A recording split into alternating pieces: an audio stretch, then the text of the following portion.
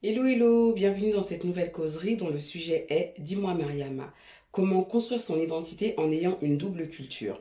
Je suis Mariama et je vous dis tout. La construction de l'identité, c'est une dynamique, un processus qui repose sur deux choses. À la fois la façon dont on se perçoit soi-même, dont on se qualifie soi-même, et aussi la façon dont les autres nous perçoivent et nous qualifient. L'identité, elle recouvre aussi deux réalités, à la fois l'identité individuelle, donc qui va concerner chacun, qui va le distinguer des autres, et à la fois l'identité collective ou l'identité de groupe, avec des éléments qui peuvent rassembler plusieurs individus, qui peuvent avoir une expérience de vie, une trajectoire commune, ou tout du moins des éléments en commun. Si théoriquement la construction de l'identité c'est le même processus pour tout le monde, dans la pratique ce sont des éléments différents qui vont venir constituer, composer une identité. Donc, pour ma part, mes parents sont des migrants de première génération. Mon père est arrivé en France dans les années 60 et ma mère dans les années 80. Donc moi, je suis née et j'ai grandi ici. J'ai vécu à Paris pendant la majeure partie de ma vie, mais du coup, étant jeune, c'est là que je me suis construite. Donc le cheminement que j'ai poursuivi pour pouvoir construire mon identité a été quand même un chemin assez long et dans cette vidéo, pour les besoins de cette vidéo en lien avec le thème, je vais insister surtout sur les éléments sociaux et culturels ainsi que ethniques. Donc, pour des personnes qui ont eu la même trajectoire de vie que moi, c'est-à-dire des parents migrants, eux-mêmes, enfin les jeunes eux-mêmes nés sur le territoire français, l'État nous a qualifiés de différentes manières. Donc jeunes issus de l'immigration, jeunes de double culture. À un moment donné, ça a aussi été, on a aussi été minorité visible, issus de la diversité. Et aujourd'hui, on parle de personnes racisées. Mais en fait, qualifier un groupe ou même définir ses caractéristiques ne suffit pas pour que les prétendus membres de ce groupe s'y reconnaissent. Ça nécessite aussi qu'il y ait une démarche individuelle pour que on puisse s'approprier ces éléments-là et puis à un moment donné développer ce sentiment d'appartenance.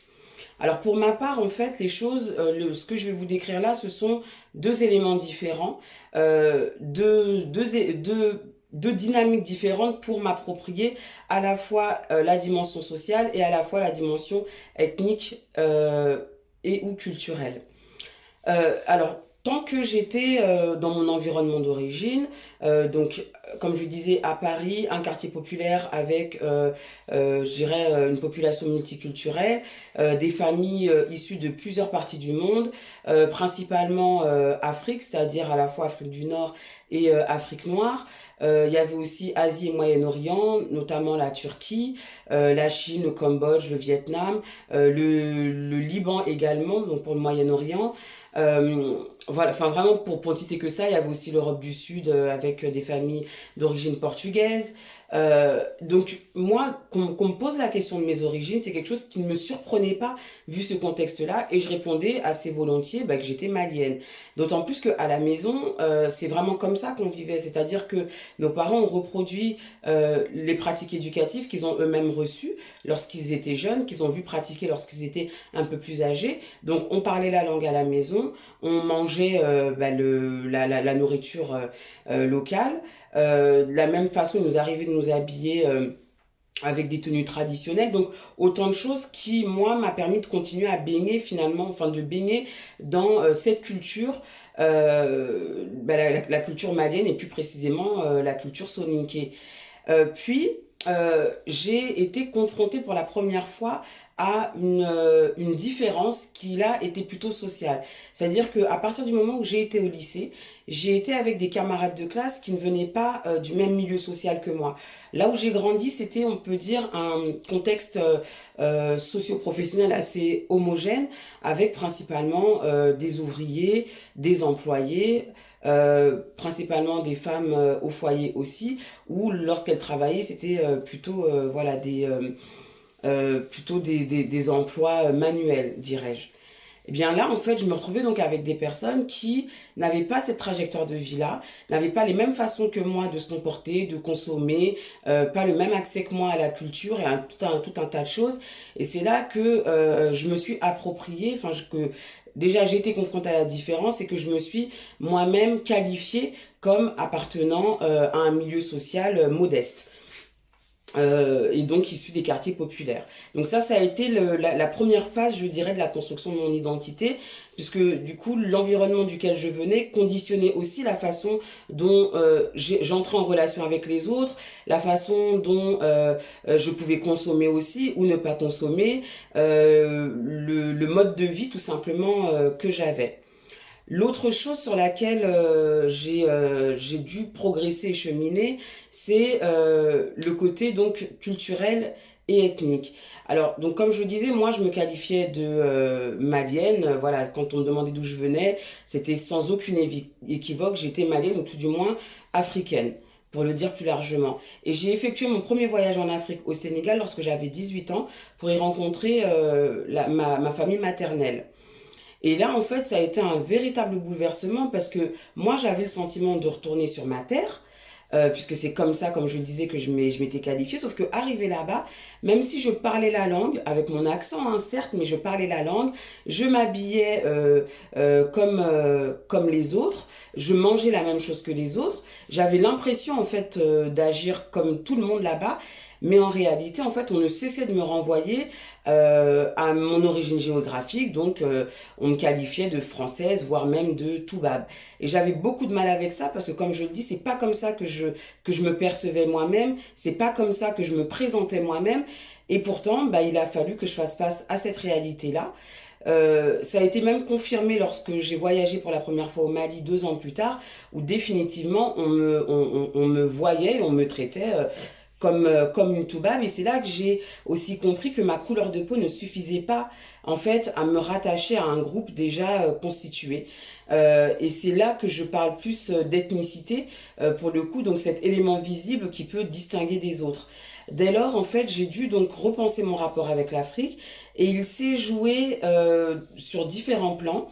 Au niveau de mon engagement associatif, donc j'ai commencé à m'impliquer sur les questions de solidarité internationale. Enfin, j'avais déjà commencé lors de mon premier voyage au Mali, mais c'est quelque chose que j'ai poursuivi après. Aussi au niveau de mon style vestimentaire qui a été de plus en plus marqué aussi par cette ethnicité, à travers les vêtements, à travers les bijoux, à travers les coiffes que je portais, aussi par rapport à mes lectures où j'ai découvert la littérature africaine également. Donc autant de choses en fait qui ont été un support pour que je m'approprie cette ethnicité. Et ça s'est aussi joué étrangement dans mes relations amoureuses parce que dès lors, en fait, je n'ai éprouvé d'attrait que pour les personnes, les hommes qui sont nés, qui ont grandi en Afrique, comme si ça légitimait la poursuite, le développement de cette relation nouvelle à l'Afrique. Donc aujourd'hui, je peux dire que je suis très à l'aise avec mon ethnicité. Je me distingue quand même de ce groupe, les Africains. Je sais bien que l'Afrique est diverse, mais bon, là, pour des soucis d'explication, ça va être plus simple pour moi de partir du postulat qu'il y a un groupe unique qui sont les Africains et un autre groupe qui sera qualifié de français ou français de souche, tout du moins. Donc aujourd'hui, je peux dire que je suis beaucoup plus à l'aise avec cet élément aussi et je me qualifie moi-même très volontiers de française noire parce que même si ça ne résume pas l'ensemble de mon identité, être femme, être française et être noire, ce sont autant d'éléments qui entrent en jeu dans la façon dont je vis les événements, dans la façon dont je me projette dans ma vie, dans la façon dont j'agis également. Donc pour l'identité individuelle, voilà la façon dont j'ai cheminé.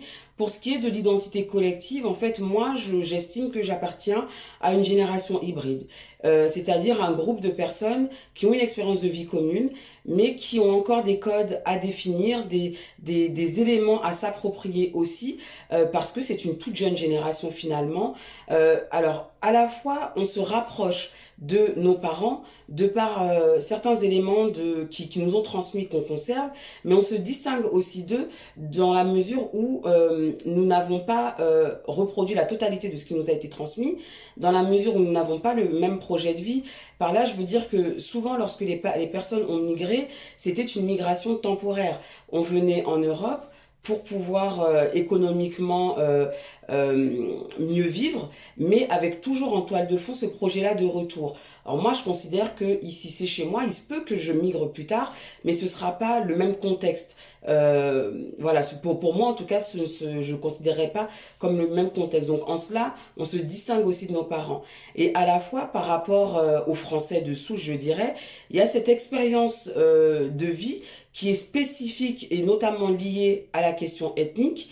Et à la fois, il y a ces liens-là, ces choses qui nous rassemblent, c'est-à-dire aussi tout ce qui nous a été enseigné à l'école, un art de vivre, une façon de penser, cet esprit critique qui est très développé, donc autant de choses qui nous raccrochent aussi à ça. Donc dans cette génération hybride, on est à la fois ni totalement nos parents, ni totalement les Français de souche, et à la fois on est nos parents et les Français de souche tout simplement. On a des éléments composites, des éléments très divers et variés qui viennent constituer ce nouvel ensemble-là voilà, c'est cette génération hybride qui a comme souhait d'être considérée de la même manière que les autres, qui a comme projet de vie donc de s'installer, enfin qui est déjà installée en réalité, mais d'être incluse dans cette société dans laquelle elle est née, dans laquelle elle a évolué, qui souhaite ne pas être vue de manière distincte par rapport aux autres. Alors certes, il y a ces éléments que je viens de mettre en avant, mais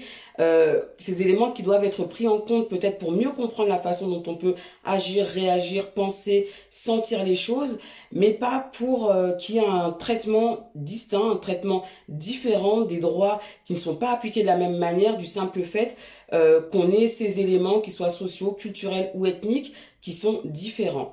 Donc voilà pour ce que j'avais à dire par rapport à ce que j'avais à dire par rapport à ce thème.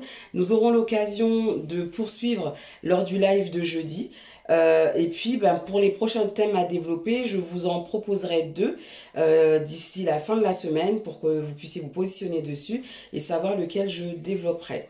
Je vous remercie pour votre attention. Vous pouvez faire voilà, vos commentaires sous cette vidéo ou bien voilà, les réserver pour le live que nous ferons jeudi. Moi, je vous retrouve donc très bientôt et comme toujours, j'ai hâte.